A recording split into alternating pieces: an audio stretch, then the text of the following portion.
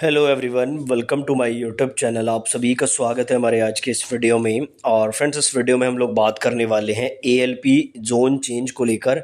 जो student confuse हैं उनके बारे में। देखो, आपको पता है कि आपको जोन चेंज करने का मौका मिल रहा है। कुछ स्टूडेंट जोन ऑलरेडी चेंज कर चुके हैं, लेकिन काफ़ी बड़ी संख्या में ऐसे स्टूडेंट हैं जो अभी भी इस बात को लेकर कन्फ्यूज़ है कि कौन सा जोन वो चूज़ करें।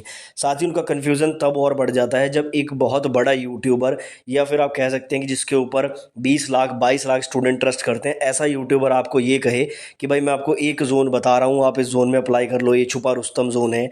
तो आप एक बात सोचो, अगर एक कोई 20-22 लाख सब्सक्राइबर वाला यूट्यूबर आपको ये कहता है कि ये वाला जोन छुपा रुस्तम है, इसमें सबसे ज़्यादा आपको फ़ायदा मिलेगा, तो मैक्सिमम क्राउड उस जोन की तरफ जाएगा।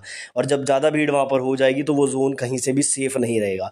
मैंने इस टॉपिक पे अभी तक जितने भी वीडियो बनाए उसमें सिर्फ एक ही बात बोली है। स्टार्टिंग में मैं ये बोल देता हूँ कि अपने अकॉर्डिंग आप जोन चूज़ करो। अपने घर की कंडीशन देखो, क्या आप किस जोन में जाना चाहते हो, घर से कितना दूर आप ड्यूटी कर सकते हो, अपनी कैटेगरी की वैकेंसी देखो और उसके बाद जोन चूज़ करो। बाकी कुछ चीज़ें क्राइटेरिया जो है वो आप देख कर वैकेंसीज़ के अकॉर्डिंग जोन चूज़ कर सकते हो, वो मैं आपको वीडियोज़ में डिस्क्राइब करता हूँ। ठीक है, तो ये चीज़ें होती हैं। तो चलिए इस वीडियो में भी कुछ पॉइंट्स अभी डिस्कस कर लेंगे, उससे भी आपको चीज़ें और क्लियर होंगी। उससे पहले आपको बताना चाहूँगा, टेक्स्ट बुक की तरफ से सिलेक्शन मेरा हक सेल का आज आखिरी दिन है।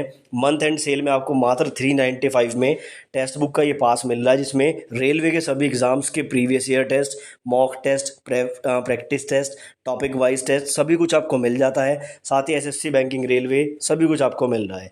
सिंपली आपको क्या करना है, डिस्क्रिप्शन में दिए गए लिंक पे जाना है, उसको परचेज करते टाइम EG10 कोड का यूज़ कर लेना है, उससे आपको ये डिस्काउंट मिल जाएगा। इसके बाद प्राइजेस इसके हाइक हो जाएंगे, तो अभी आप इसको परचेज कर लीजिए।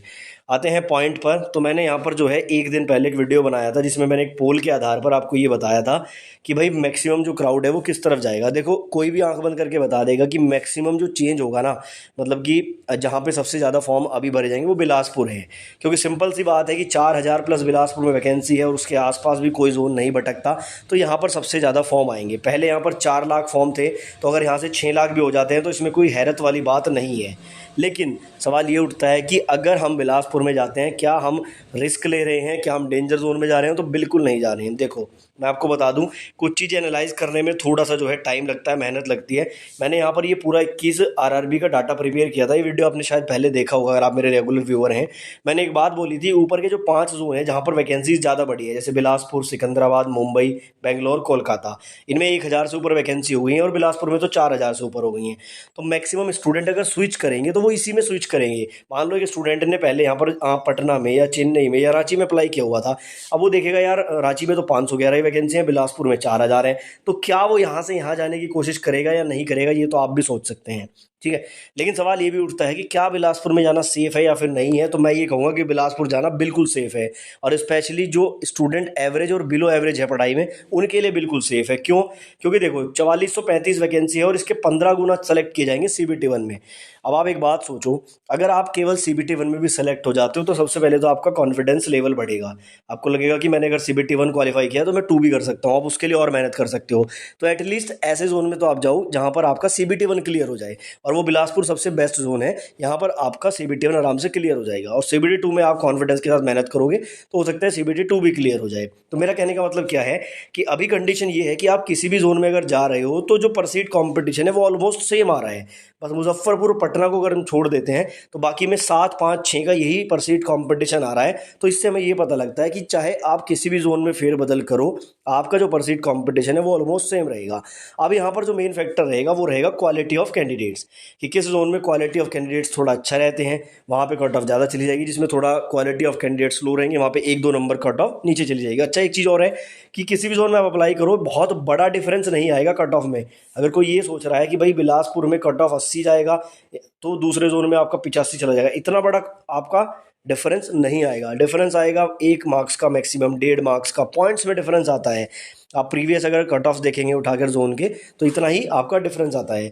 अच्छा, एक पॉइंट मैं और डिस्कस करूंगा, जो मैंने आपको बताया कि कोई आपको अगर कह रहा है कि भाई आप एक ऐसा जोन है जहां चले जाओ, ये छुपा रुस्तम जोन है, तो वहां पर मैक्सिमम क्राउड भी जाएगा, वो इसके परसीड कंपटीशन को बढ़ा सकती हैं चीज़ें।